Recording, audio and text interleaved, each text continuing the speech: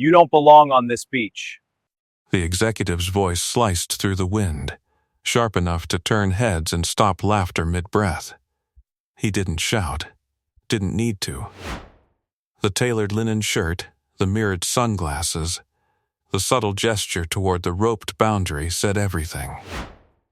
Sand shifted under polished loafers as he made it clear the public stretch ended exactly where he decided it did. By the way, where are you watching from? Tell me in the comments below. Because this wasn't really about sand or shoreline. It was about power drawing lines where it never earned them. A few executives chuckled nervously. Someone lifted a phone, pretending to check messages while recording. The ocean rolled in steady and indifferent, foam hissing against the invisible border between luxury cabanas and worn public towels. The man being addressed didn't argue. Marcus Hale stood with one hand wrapped around his son's narrow shoulder and the other holding a blue inhaler warmed by the sun. His work boots were dusted with sand. The logo on his faded resort maintenance shirt was half peeled from salt and time. He didn't step back. He didn't step forward either. He just looked at the tide. Evan leaned against him, breathing lightly, the faint whistle in his chest almost lost beneath the crash of distant waves. The boy's fingers curled into his father's shirt, as if the fabric itself anchored him. Marcus's eyes tracked the water instead of the executive. 30 yards out, a darker seam cut through the glittering surface, subtle, almost elegant. Most people would miss it. He didn't. "I'm not interfering with your event," he said evenly. "We're on public sand." The executive's smile didn't reach his eyes. Move further down. A camera flash popped behind them. Laughter resumed. Thinner this time. Marcus exhaled slowly, steady as a metronome. He felt his son's ribs rise and fall. That rhythm mattered more than pride. Losing this job wasn't an option. Not with hospital bills folded into the kitchen drawer at home. Not with an 8-year-old who needed air measured in doses. "All right," he answered. He guided Evan a few steps toward the rougher stretch of shoreline where the manicured umbrellas gave way to driftwood and uneven dunes. The sand felt coarser here. The water sounded different too. Less playful, more purposeful. Behind them, music swelled from hidden speakers. Glass clinked. The executive resumed greeting investors as if nothing had happened. Marcus knelt beside his son and adjusted the brim of the boy's cap. "Stay close to me, okay?" Evan nodded, eyes wide but steady. "I'm okay, Dad. I know you are." He stood again and scanned the water once more. The darker seam had widened, almost imperceptibly, a current feeding outward beneath the calm surface. It would look inviting to someone who didn't know better. Smooth water, no breaking waves, easy entry. His jaw tightened. Wind shifted. The scent of sunscreen and citrus cocktails drifted past, mingling with brine and something metallic beneath it. A gull cried overhead, circling lower than before. Back near the roped boundary, the executive's daughter, 16, restless, had slipped away from the cluster of adults. She kicked off her sandals and laughed at something a friend said. Already moving toward the water, Marcus saw her trajectory before anyone else did. He took a single step forward, instinct tugging at muscle memory older than this job, older than the faded logo on his chest. Years ago, a different shoreline had sounded like this. Calm before a call crackled through a radio. He stopped himself.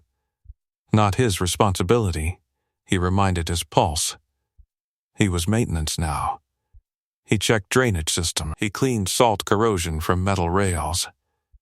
He kept his head down. The girl waded deeper. Evan shifted beside him. "Dad." "I see it," Marcus murmured.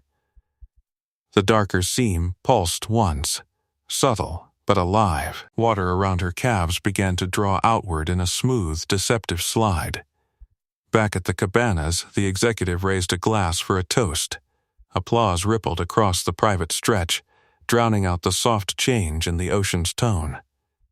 Marcus's fingers tightened around the inhaler. The girl took another step. And the sea, patient until now, pulled.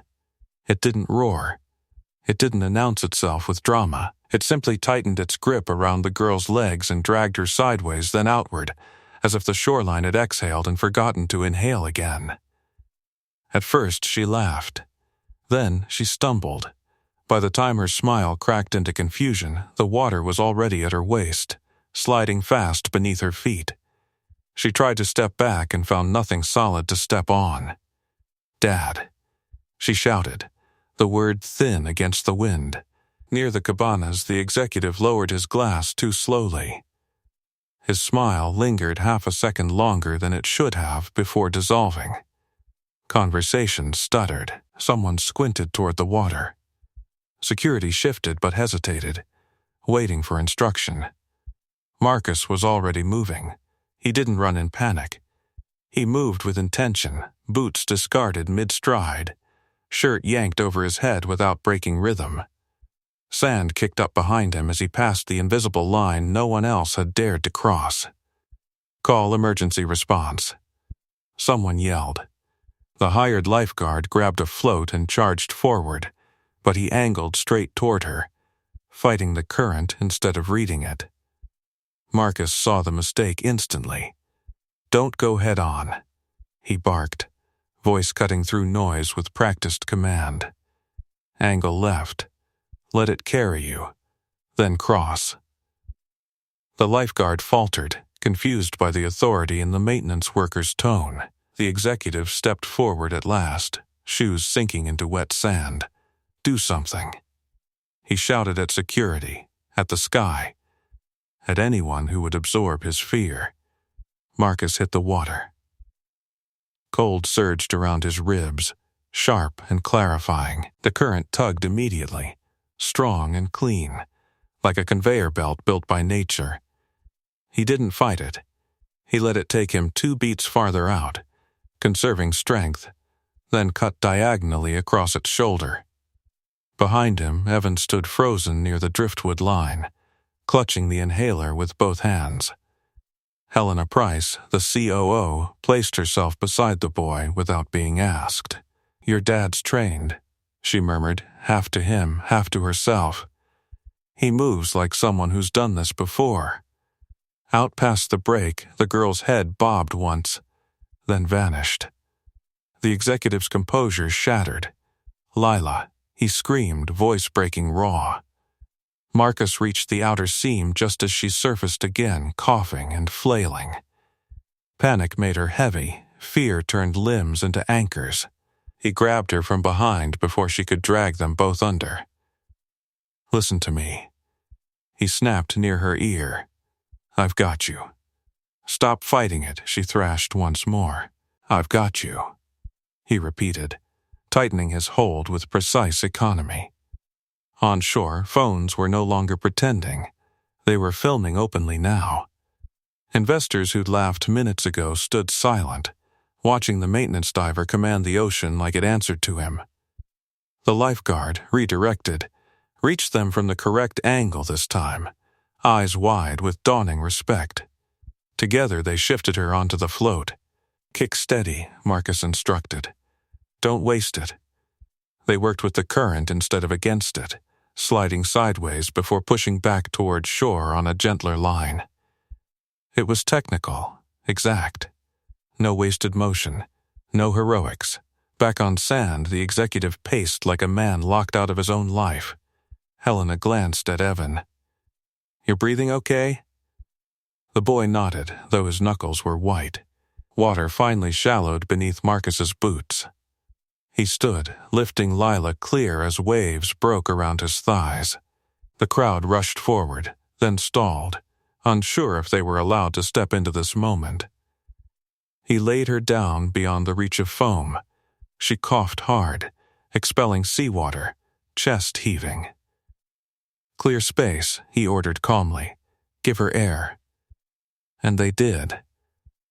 The executive dropped to his knees beside his daughter, hands shaking uselessly over her shoulders. Lila. Lila. Marcus checked her pulse, her breathing pattern, the color returning slowly to her lips. Controlled, focused, present. Sirens wailed faintly in the distance. For a second, quiet spread across both sides of the beach, the luxury and the labor, the rope line erased by necessity. The executive looked up at him, stunned, stripped of posture. You. Marcus met his gaze evenly, water streaming from his hair down his neck. She'll be okay, he said. Then, as paramedics rushed in, and cameras kept recording, he stepped back toward the rougher stretch of sand where his son waited. Before we go further, subscribe with the bell on, because what happens after the rescue matters even more than the rescue itself. Because this wasn't just about a girl pulled from a current. It was about a line in the sand that had just been washed away. Foam slid up to the spot where the rope boundary had been staked earlier, erasing footprints, smoothing over the exact place where power had drawn its border. Paramedics knelt around Lila, oxygen mask secured, voices clipped and efficient. Her breathing steadied beneath the hiss of compressed air. The executive hovered soaked cuffs darkening his expensive sleeves where he'd knelt in the surf. His hands still trembled. Not from cold, from something far more destabilizing. Marcus didn't linger near him. He walked back toward the driftwood line, water dripping from his shorts, chest rising slow and controlled, as if he'd just finished a routine task. Each step felt heavy now that adrenaline ebbed, but he kept his spine straight. Evan ran the last few feet and wrapped both arms around his waist. "You went really far," the boy whispered, voice small but steady. "I know." He crouched, brushing wet hair from his son's forehead. "You did good staying put." The COO approached carefully, heels abandoned somewhere behind her. Sand clung to her slacks. She didn't seem to notice. That was, Helena exhaled, searching for language that didn't cheapen what she'd witnessed. That wasn't maintenance training. He gave a faint shrug. Just knew the pattern. She studied him. The calm, the lack of bragging, the way he directed trained professionals without hesitation. A memory flickered, years ago. A coastal disaster relief headline she'd read while traveling overseas. "You've done that before," she said quietly. He didn't answer directly. Instead, he glanced toward the paramedics loading Lila onto a stretcher. "She'll be monitored for secondary drowning risk. Watch her breathing overnight." Helena blinked. That level of detail wasn't guesswork. Near the waterline, the executive rose slowly as the stretcher passed. Cameras still hovered, capturing his shaken expression, the salt crusted on his designer loafers, the way he reached for his daughter's hand like a man who'd nearly lost everything. Their eyes met again, employer and employee, but the hierarchy felt thinner now, almost translucent. "You're staying," the executive called, voice hoarse. Not a request. Not quite an order either. Something in between. Marcus stood, lifting Evan into his arms. "I'm off duty," he replied evenly. Security shifted uneasily, unsure how to interpret that tone. Helena stepped in before tension could reignite. "We'll debrief later," she said to the executive. Low, but firm. "Right now, your daughter needs you." He hesitated, pride wrestling with reality. Then he nodded and followed the paramedics toward the waiting ambulance. The beach, moments ago buzzing with curated laughter and investment talk, had fallen into reflective quiet.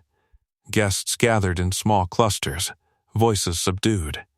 More than one executive replayed the earlier confrontation in their mind, the gesture toward the rope, the public dismissal, the maintenance diver who had simply acted. A junior analyst approached Marcus cautiously. "Sir, were you Coast Guard?" He paused. Evan shifted in his arms, listening. "Something like that," he answered. The analyst swallowed. "You moved like my uncle did. He was rescue command." Marcus gave a noncommittal nod and turned toward the service access path leading off the beach. The wooden stairs creaked under wet feet. Salt wind cooled against his skin now that motion had stopped. Evan rested his chin on his father's shoulder, breathing steady but thoughtful. "Dad," the boy murmured. "Why was he yelling at you before?" The question landed heavier than the ocean had. "Sometimes people think they own places they don't," he said after a beat. "Sometimes they forget other people matter." Evan considered that. "You didn't forget." A faint smile touched his mouth. "No." Behind them, sirens faded into distance. The rope that had marked exclusivity lay tangled in the tide, one stake pulled loose by shifting water. Helena watched from the base of the stairs, arms folded. Expression changed. She had built her career on reading risk and leadership under pressure. Today had revealed both, just not from the person she'd expected. Her phone vibrated. A notification flashed, multiple social media uploads from guests already circulating. Video of the confrontation. Video of the rescue. The timeline would not be clean. She looked toward the executive parking area where luxury cars gleamed untouched, then back at the maintenance diver carrying his son up weathered wooden steps. Power, she realized, had just shifted in a way spreadsheets couldn't measure. At the top of the stairs, Marcus paused, glancing once more at the horizon. The darker seam in the water had already softened, invisible again to anyone who didn't know what to look for. But he knew. And so did the people who had just watched him command it. By the time he reached the service corridor that connected the public beach to the resort's maintenance wing, his shirt was back on, clinging damp against his shoulders. Evan walked beside him now, hand in his inhaler tucked safely in his pocket. The boy kept glancing up at him like he was trying to memorize something. Behind them, hurried footsteps echoed against concrete. Marcus. He stopped at the sound of his name. Not maintenance.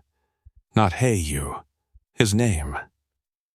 The executive stood a few yards away in the narrow passage between polished luxury and exposed utility pipes. Without the ocean at his back and the crowd around him, he looked different. Smaller, somehow. Salt had dried in uneven streaks across his collar. "We need to talk," he said. Marcus didn't respond immediately. He crouched instead, adjusting Evan's sleeve where sand had rubbed the fabric raw. "Head up to the locker room and wait for me," he told his son quietly. "Helena's right behind you." Evan hesitated. "You're not in trouble, right?" A faint exhale left his chest. "Go on."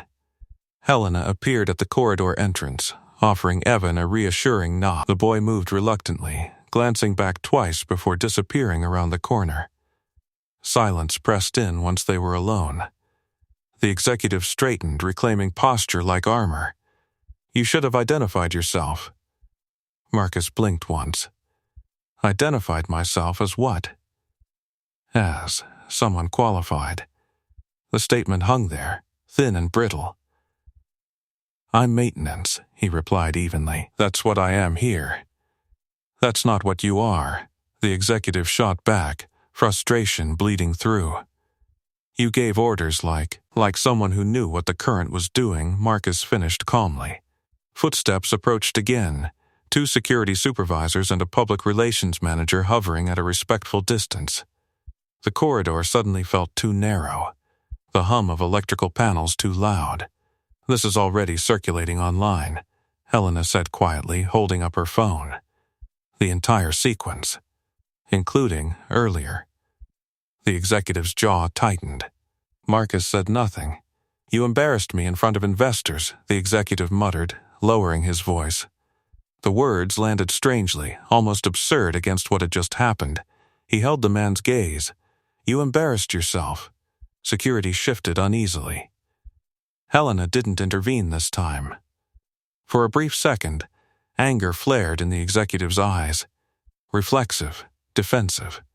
Then, it faltered. The image of his daughter coughing seawater onto the sand had not left him. "You defied a direct instruction," he said, grasping at structure. "You crossed a restricted boundary." "The ocean crossed it first," Marcus replied. The corridor went quiet. Outside, distant helicopter blades from the medical transport thudded faintly against the air. The sound vibrated through the concrete floor, a reminder of what almost hadn't been stopped. The executive ran a hand through his hair, composure slipping again. If something had gone wrong, it didn't. "That's not the point, it is," Marcus said softly. "Because if I'd followed your boundary, she'd still be out there." Helena inhaled slowly. The executive's shoulders sagged a fraction. For the first time, he looked not like a CEO, but like a father recalculating reality.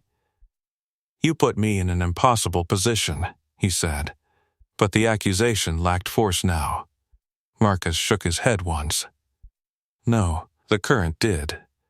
Silence thickened again. Somewhere down the corridor, a cleaning cart rattled past, wheels squeaking.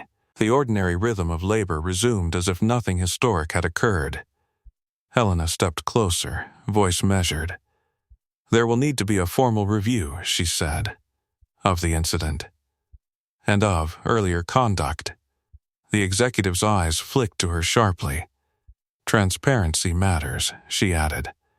Marcus felt the shift immediately. The narrative was no longer private. It belonged to witnesses, to recordings, to employees who had seen where true authority had come from when it mattered.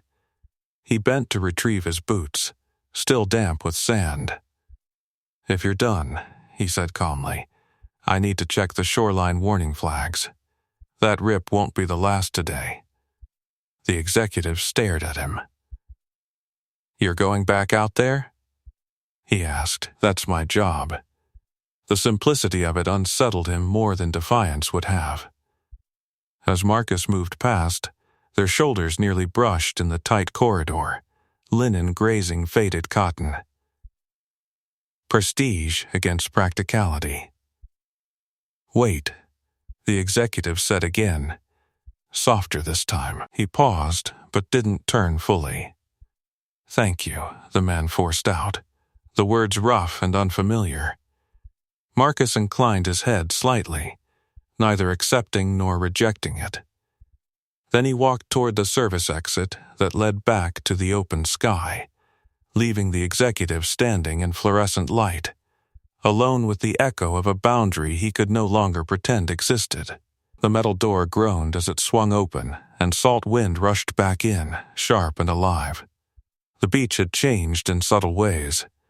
The rope that once marked exclusivity lay slack against the tide. Guests stood in smaller clusters now, voices low, eyes tracking him as he stepped onto the sand. He didn't acknowledge them. Instead, he moved straight to the warning flag post near the service shed. The red marker flapped hard, snapping in the wind like a warning no one had wanted to hear earlier. He adjusted its angle, scanning the horizon again. The darker seam had shifted slightly north. Behind him, whispers followed. "That's him. Maintenance, right?" No, that wasn't just maintenance. Helena emerged from the corridor moments later, heels traded for borrowed flats, phone still in her hand. "The board's already asking questions," she said quietly. "They've seen the footage." He kept his eyes on the water. "That was fast. Investors don't like unpredictability," she replied. "Especially when it exposes character." A faint, humorless breath left him. Character's been there a while. She studied him again, more directly now. "You commanded that rescue like you'd run dozens." He tightened the rope securing the flag and finally glanced at her. "Hundreds." The word hung heavy between them. "Coast Guard?" she asked. He hesitated, not from shame but from calculation. Then he nodded once. "Rescue Command." Helena's expression shifted, not surprise, but confirmation. "Why leave?" He looked past her toward where Evan now sat on a weathered bench outside the maintenance shed, legs swinging gently, inhaler resting beside him. The boy watched his father the way some children watch superheroes. "Because some battles aren't at sea," he answered. Wind lifted sand against their ankles. Sirens had faded entirely now, replaced by the steady rhythm of waves. The spectacle was over, but the consequences were only beginning. Further down the shoreline, the executive stood alone near the cabanas, phone pressed to his ear. His voice carried faintly on the wind, controlled but strained. Damage control. Messaging. Optics. He lowered the phone slowly when he noticed Helena and the maintenance diver speaking. For a second, hesitation crossed his face. Then, he started walking toward them. Marcus saw him coming. Evan noticed too, and instinctively reached for the inhaler. The executive stopped a few feet away, careful this time not to gesture toward boundaries. "The board wants a statement," he said, voice steadier now but stripped of arrogance. "They want clarity." "On what?" Helena asked. "On why one of our maintenance employees was the only person capable of responding." Silence stretched. He looked directly at Marcus. "Is there anything else about your background the company should know?" The question wasn't accusatory. It was unsettled. He met his gaze without flinching. "You never asked." A muscle worked in the executive's jaw. "I need to understand," he continued, softer. "Who I've had working under me." "Working under you?" Helena repeated, eyebrow lifting slightly. The wind picked up, lifting grains of sand between them like static. He shifted his stance. "You know what I mean. Do I?" She countered gently. Marcus stepped in before the tension reignited. "I'm here because this job lets me pick my son up from school," he said calmly. "Because it covers his medication. Because it's steady. And before that?" The executive pressed. He glanced once at Evan, then back. "Before that, I commanded a rescue unit responsible for this entire coastline. Hurricanes, night extractions, vessel fires. I trained men who outranked me in age and rank." The admission settled like weight in the air. Helena exhaled slowly. "You were that Hale?" A flicker crossed his face. "I was." The executive stared at him, recognition dawning too late. He'd seen that name before, commendations in old reports, headlines during a storm season years back. "You left all of that," he said quietly. "My wife died," Marcus answered simply. "My son needed me more than the ocean did."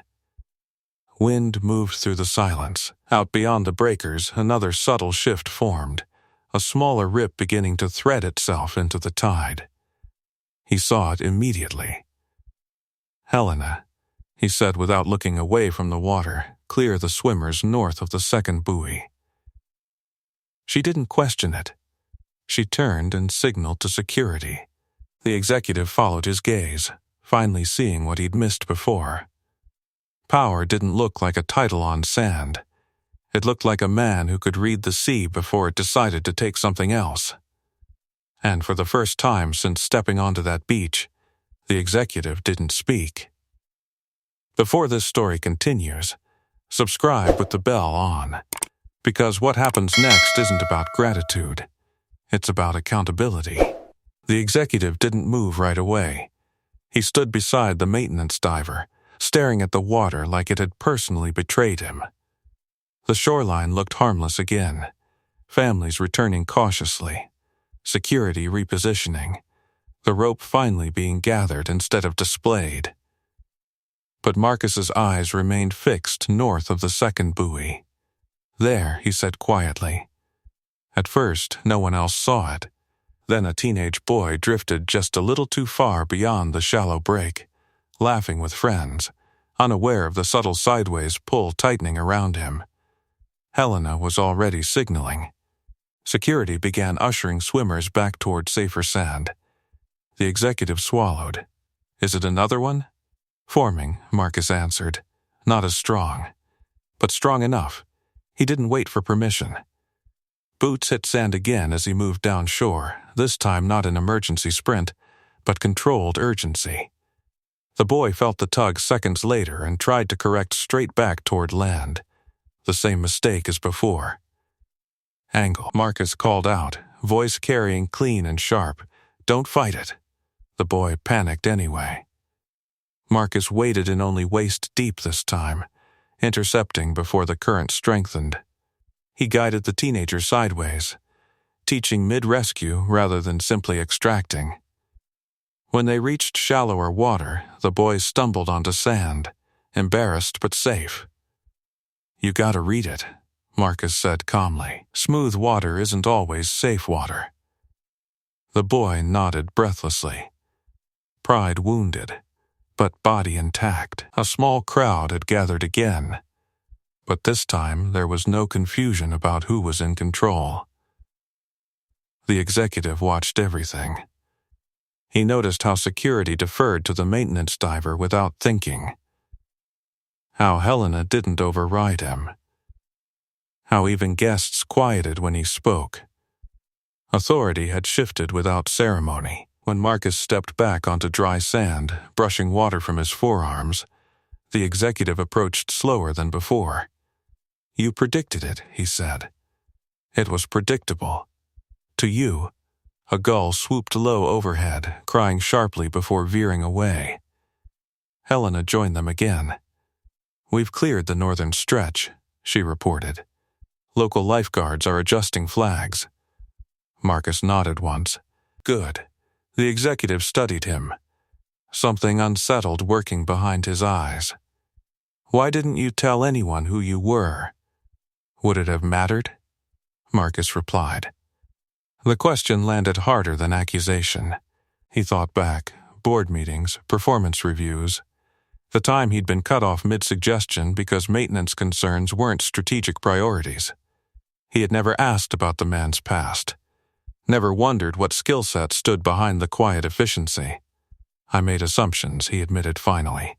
Yes, Marcus said. Wind tugged at the executive's sleeves again. Less dramatic now, but persistent. Helena's phone vibrated. She glanced down. The board's requesting an immediate on-site review. They want you both present. The executive exhaled slowly. Now? They've seen the confrontation clip. Silence followed that. Marcus felt Evan's small hand slip into his own again. The boy had walked down shore during the second rescue, eyes wide, but calm. Dad, are we leaving? He asked.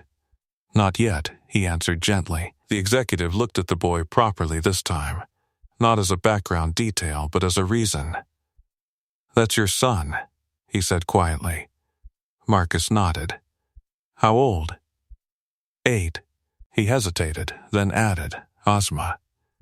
The executive's gaze dropped briefly to the inhaler clipped to Evan's pocket. Something shifted again, guilt blending with recognition. My daughter's 16, he said after a moment. He didn't finish. Marcus didn't soften, but he didn't harden either. You didn't. The ocean rolled in behind them, steady and indifferent to titles or gratitude. Helena cleared her throat. We need to move. They're setting up in the executive lounge.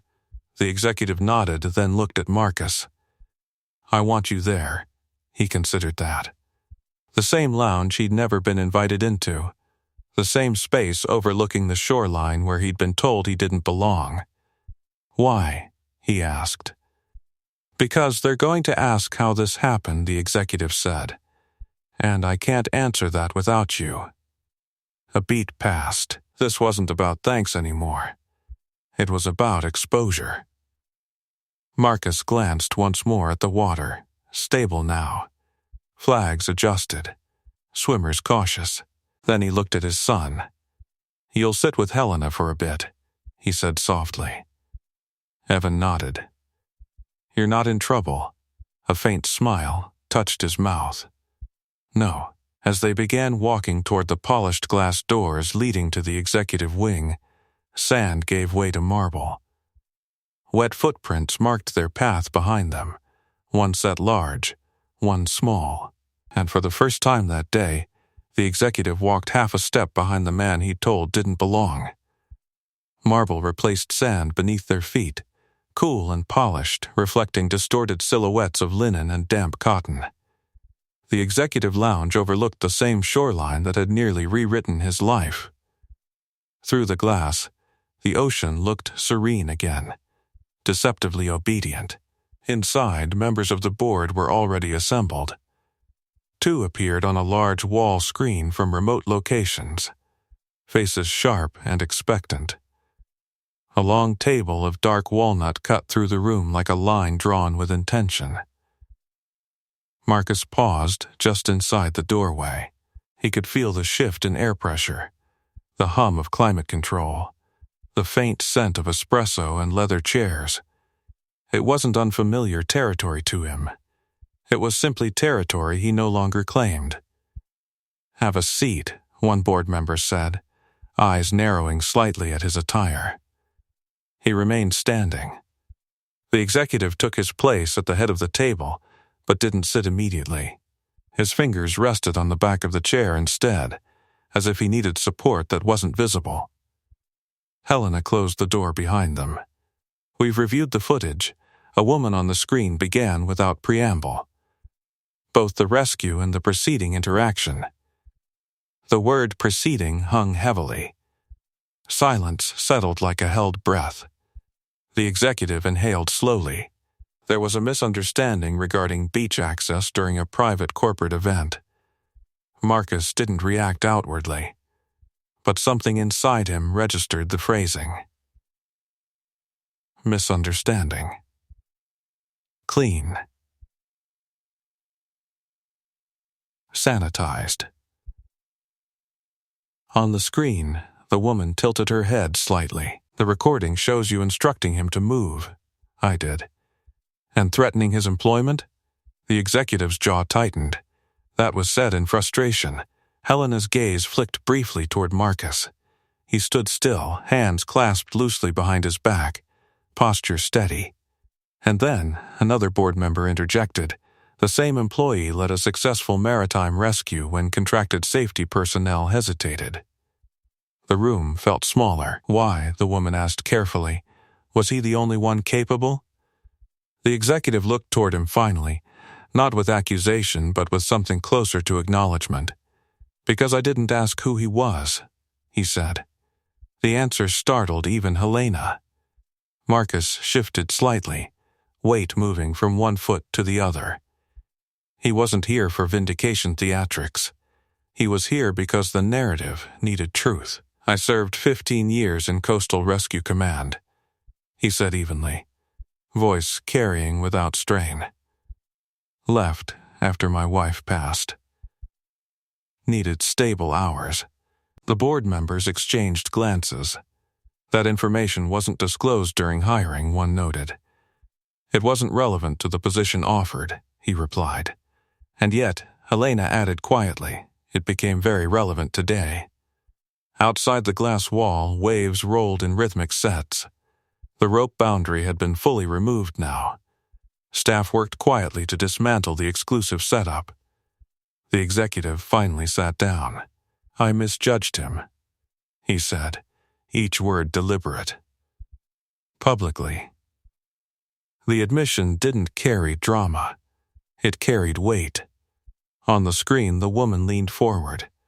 The company cannot afford leadership that fails to recognize talent in its own ranks. Silence stretched again, but this time it felt directional. Marcus felt the old instinct rise, the one that once commanded rooms larger than this, with stakes measured in lives instead of reputations. He let it surface just enough. "This isn't about my resume," he said calmly. "It's about assumptions." Helena nodded almost imperceptibly. "When authority confuses visibility with value," he continued, "you miss what's right in front of you." No one interrupted. The executive's gaze dropped briefly to the table. The words weren't accusatory. They were factual. That made them harder to deflect. One board member cleared his throat. There will be a formal review of the incident and conduct. Transparency is non-negotiable. Understood, the executive replied, and the woman added, eyes sharpening, we expect corrective action. Not just a statement. The implication was clear. Culture. Accountability. Public acknowledgement. Marcus felt something shift, not triumph, but equilibrium. He hadn't sought this room, but now that he was here, he wouldn't shrink inside it. Helena's phone buzzed again.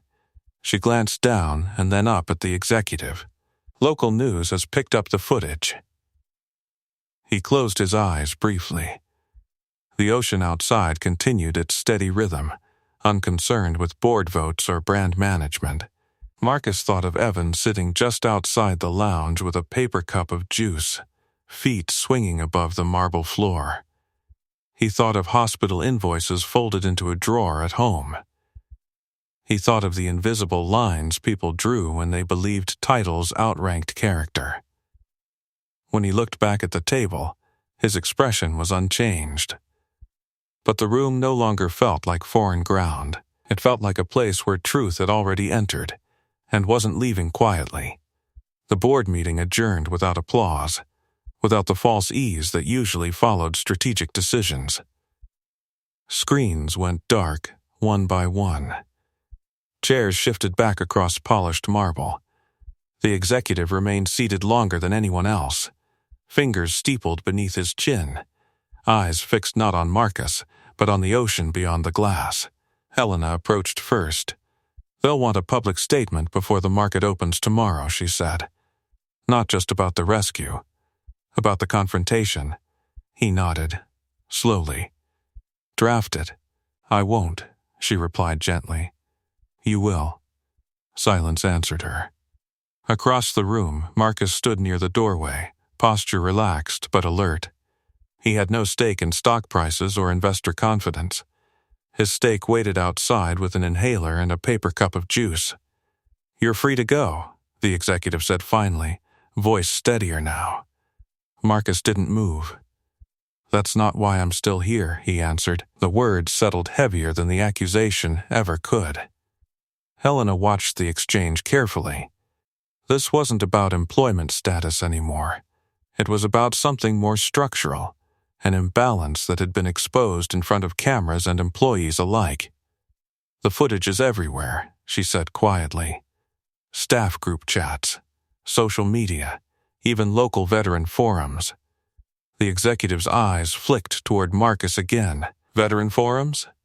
Helena nodded. They recognized your rescue technique, he exhaled slowly. Of course they did. Marcus shifted his weight. You asked who you've had working under you, he said evenly.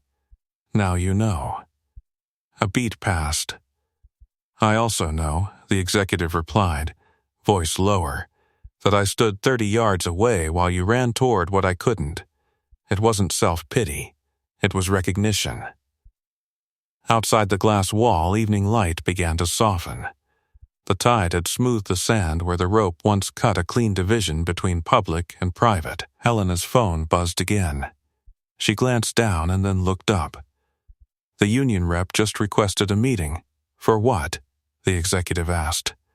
For treatment concerns, she said. Not just his. The room quieted again. Marcus hadn't filed complaints.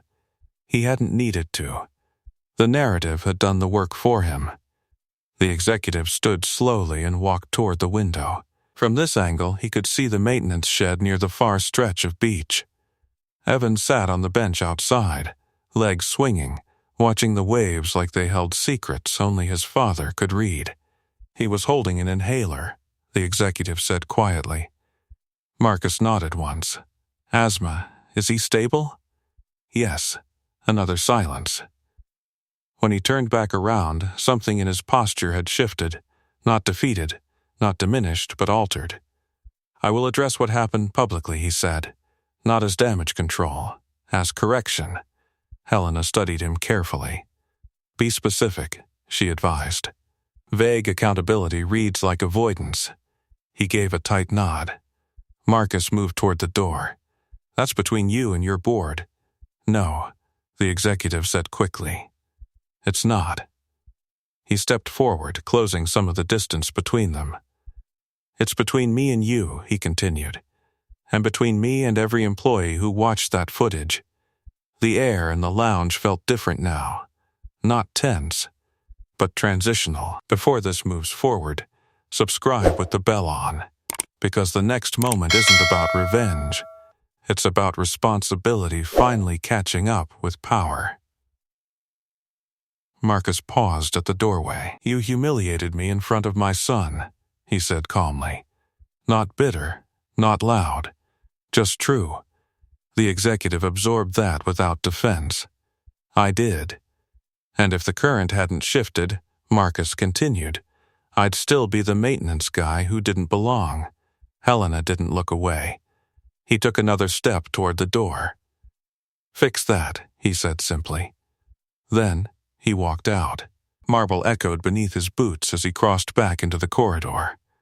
The sterile air gave way to salt again as he pushed through the service exit. Evan looked up instantly when he saw him. Are we going home? Soon, he replied. The boy studied his face. You look different.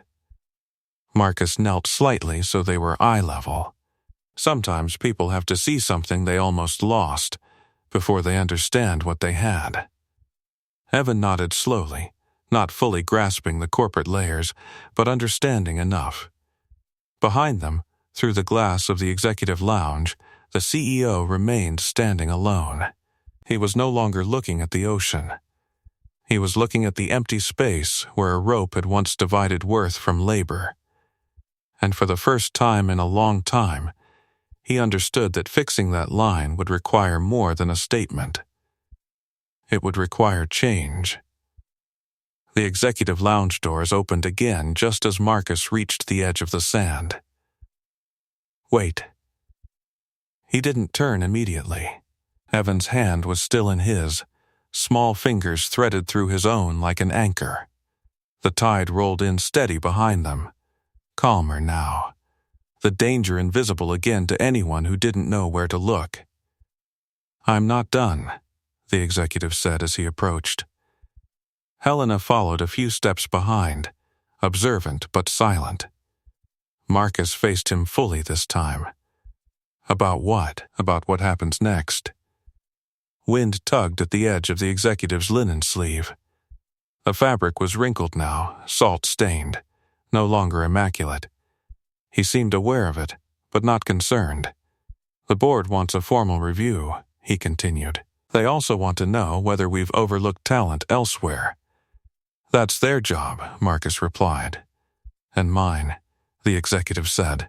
A group of staff members lingered near the maintenance shed, pretending to reorganize equipment while openly watching. Word had spread fast. It always did when hierarchy cracked. Helena stepped closer. There's pressure, she said carefully. Internal and external. Veteran groups are asking why someone with your background is scrubbing corrosion off railings. Marcus gave a faint shrug. Because it pays on time. That's not the point, the executive said. It is to me. Silence stretched between them, not hostile, measured. The executive exhaled. I want to offer you a different position. The words landed softly but carried weight. Evan looked up at his father, eyes flicking between both men. Marcus's expression didn't change. Based on what? Based on demonstrated leadership under crisis, the executive answered. Based on skill. Based on the fact that you commanded that beach more effectively than my entire event team. And what would that position be? He asked evenly.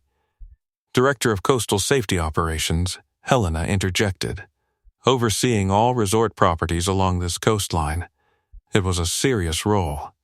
Strategic. Visible. Marcus let the proposal sit in the wind. You're trying to correct optics, he said. The executive didn't deny it. I'm trying to correct a mistake. That's not the same thing. Helena watched the exchange closely. The staff near the shed had stopped pretending to work. You humiliated me publicly, Marcus continued, voice steady. If you promote me quietly, nothing changes. The executive absorbed that without defensiveness. What do you want? He asked. The question wasn't rhetorical. It wasn't dominant. It was direct. Marcus glanced toward Evan again. The boy stood quietly, inhaler still clipped to his pocket, eyes wide, but thoughtful. I want acknowledgement, he said. Not of my Ursum.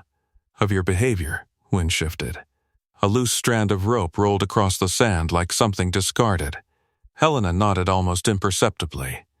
The executive's jaw tightened, not in anger but in recognition of cost. A public statement, he said slowly. Yes. Admitting fault, yes. And committing to structural review, yes. He ran a hand over his face, weighing pride against consequence. Investors. Reputation. Control. Done, he said finally. The word felt different than earlier promises, less reactive, more deliberate. And the position? Helena asked. Marcus looked back at the water before answering. He remembered nights on storm-swept decks, radios crackling in darkness. He remembered choosing to walk away from that life when Evan was born. Stability had mattered more than status. I'll consider it, he said. The executive nodded. You'll have full autonomy over safety protocols. That includes overriding executive events. Marcus added. A faint breath left him. Yes. Staff along the shed exchanged glances. The power dynamic had shifted again, but this time not through crisis, through negotiation. Evan tugged gently at his father's hand. Does that mean you'd be in charge of the beach? Marcus looked down at him. It means I'd help keep people safe. The boy considered that and smiled slightly. Helena's phone buzzed once more. She glanced down and then up. Local news wants an on-camera statement before sunset. The executive straightened instinctively, then paused. He looked at Marcus instead of stepping ahead. You'll stand with me, he said. It wasn't a command. Marcus studied him for a long second. Yes, he answered. Not for him. For the staff watching. For the line that had been drawn. For the correction that needed witnesses. The ocean rolled in again, steady and neutral. This time, when they walked back toward the glass doors together, there was no rope between sand and marble, and no one questioned who belonged. The cameras were already set when they entered the resort's upper terrace. Local news crews adjusted tripods against the wind, microphones fitted with foam shields to muffle the ocean's steady roar. Staff members gathered in careful clusters along the perimeter, pretending to be busy while positioning themselves close enough to hear every word. Marcus stood slightly to the left of the executive, not behind him. Evan remained near Helena, perched on a low stone wall with his inhaler in hand, legs swinging but eyes fixed on his father. The ocean stretched behind them, gold light settling over its surface as the sun began its descent. It looked peaceful now, almost innocent. The reporter signaled they were live in 3, 2. The executive stepped forward. This afternoon, he began, voice steady but stripped of polish, I made an assumption about one of our employees that I should not have made. Wind pressed lightly against his jacket. He didn't adjust it. I publicly instructed him to move from a section of beach I believed should remain exclusive to our private event. A murmur rippled faintly through the gathered staff. That instruction was wrong. No corporate jargon. No deflection. I allowed status to influence judgment, he continued. Minutes later, when a rip current pulled my daughter into open water, the same employee I had dismissed became the only person capable of leading her rescue. Cameras zoomed subtly closer. He did so without hesitation, without regard for prior insult. He acted because someone needed help. Marcus felt the weight of dozens of eyes, but he didn't shift. The executive turned slightly toward him, not as spectacle, but acknowledgement. I failed to recognize the experience and leadership already within our workforce, he said. That failure reflects on me, not on him. Helena watched the crowd carefully. Heads nodded. Phones recorded from multiple angles. Effective immediately, the executive continued, we are initiating a full review of employee advancement structures and internal culture. We will not allow title to blind us to talent again. The reporter raised a hand. Sir, is it true that the employee in question previously served in Elite Coastal Rescue Command? It is, he answered. And I never asked. The honesty landed heavier than any rehearsed line could have. And what will change? Another reporter pressed. The executive didn't hesitate this time. He has been offered the role of Director of Coastal Safety Operations across all properties, with full authority over shoreline protocols, including executive events. A stir moved through the staff. Marcus finally stepped forward when Helena gave him a small nod. I didn't act for a title, he said calmly when the microphone angled toward him. I acted because someone was in danger. His voice carried easily over the wind. But today exposed something else, he added. When we measure worth by position instead of capability, we put people at risk. Silence settled across the terrace. I took this job because it let me be present for my son, he continued, glancing briefly toward Evan. Stability mattered more than prestige. The boy's chin lifted slightly. I'll accept the new role, Marcus finished, on one condition. The executive didn't flinch. That respect isn't reserved for emergencies. A beat passed. It won't be, the executive replied. Cameras captured the exchange, no handshake yet, just eye contact that carried the weight of a line erased. Questions continued for several minutes. About training, about safety audits, about accountability. The sun dipped lower. Eventually, the live broadcast concluded. Crews began dismantling equipment. Staff dispersed more slowly. Conversations no longer whispered, but open. Helena approached first once the microphones were lowered. That was the right tone, she said to the executive. He nodded, but his eyes were on Marcus. I meant what I said, he added quietly. I know, Marcus replied. Evan ran over then, unable to contain himself any longer. Dad, you were on TV. A faint smile broke across his face. Guess so, you didn't even sound nervous. He crouched slightly to meet his son's gaze. Calm helps. The executive watched the exchange, something thoughtful settling behind his expression. You chose to stay, he said softly. I chose to lead differently, Marcus corrected. The ocean continued its rhythm behind them, unimpressed by titles, indifferent to applause. But something fundamental had shifted, not just on the sand, in the structure that had once assumed who belonged where. And this time, the correction had witnesses. The terrace had emptied slowly, leaving only the hush of evening wind and the distant murmur of staff resetting cabanas for the next day. Sunset bled amber across the horizon, softening the hard lines of glass and steel behind them. Marcus stood near the railing overlooking the shoreline, hands resting loosely against cool metal.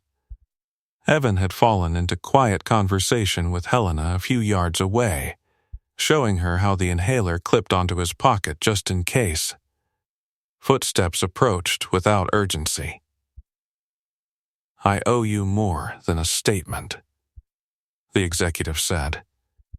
Marcus didn't turn immediately. The ocean was darker now, currents invisible but still present beneath the surface.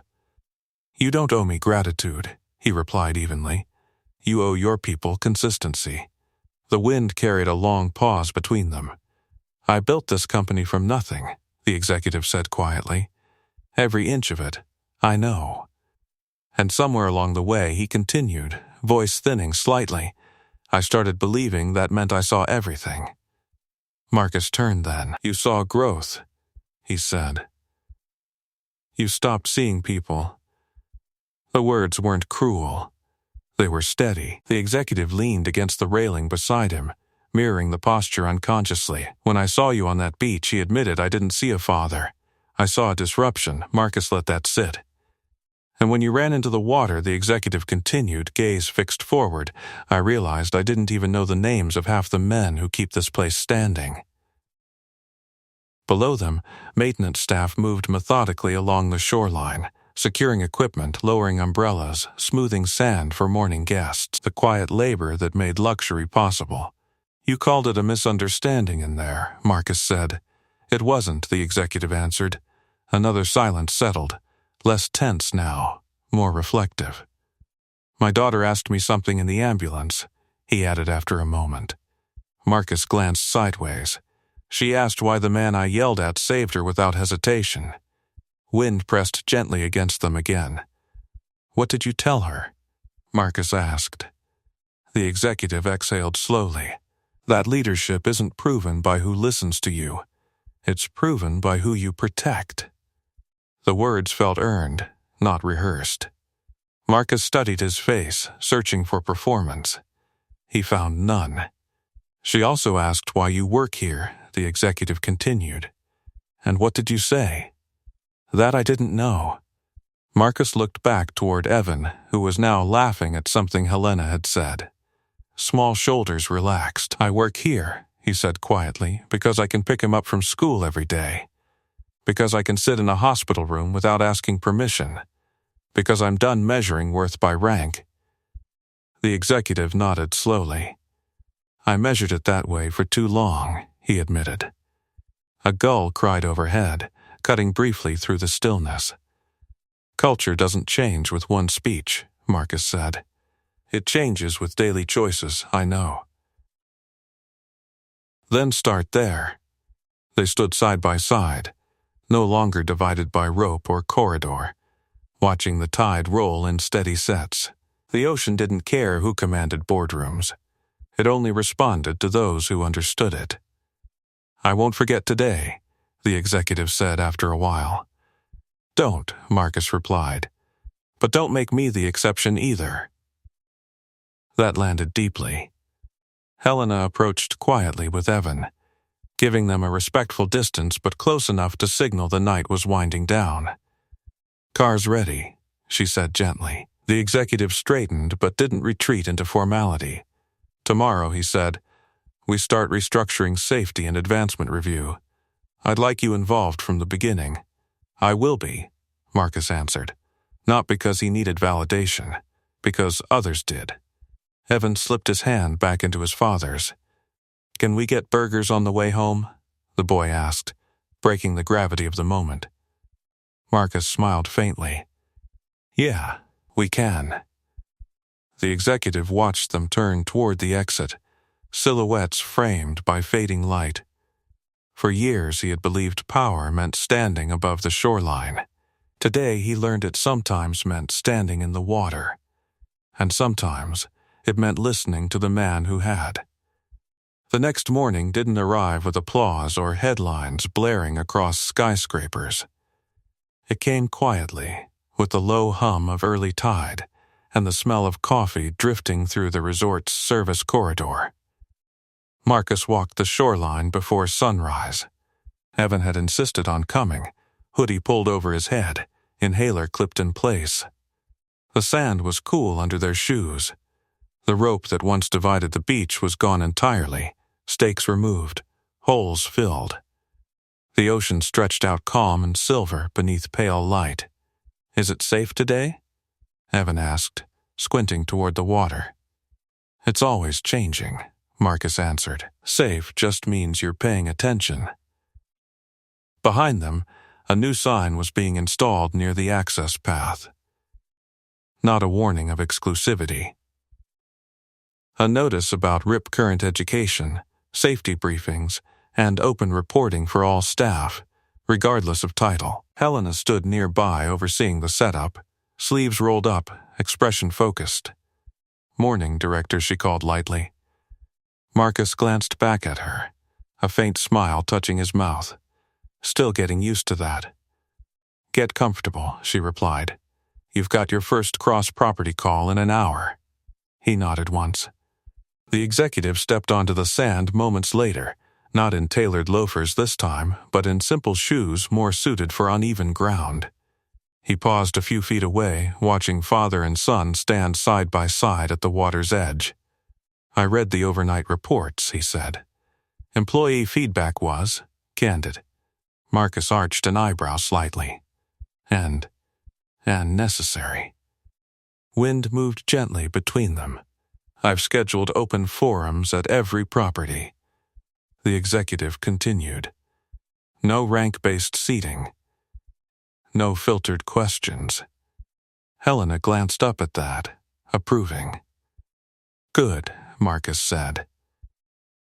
Evan bent to pick up a smooth shell from the wet sand. "Can I keep this?"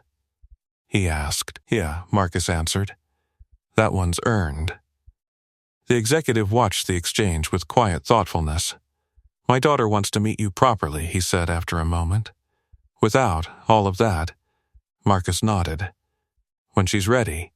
Silence settled comfortably now, not strained, not hierarchical. Staff began arriving in waves behind them, greeting Marcus differently than before. Not with awe, with recognition. He responded the same way he always had, with steady nods, clear instructions, calm presence. The ocean rolled in again, brushing the shore without discrimination. Power hadn't vanished, it had shifted shape. The executive extended a hand, not as a gesture for cameras, not as obligation, but as acknowledgement. Marcus took it. No applause followed, just wind, just water, just work beginning again, differently. Evan tugged at his father's sleeve. "Burgers again tonight?" He laughed softly. "We'll see." The executive smiled faintly at that. Lines drawn in sand don't survive the tide. But lessons do, if someone chooses to remember them. Before we close this story, tell me something. What injustice should we tackle next? Ask me for the next story title. Subscribe and don't miss our next story. A lonely millionaire CEO spent Christmas Eve alone until a single mom and her twin daughters walked in. Trust me, you'll feel it. And tell me in the comments, what injustice should we tackle next?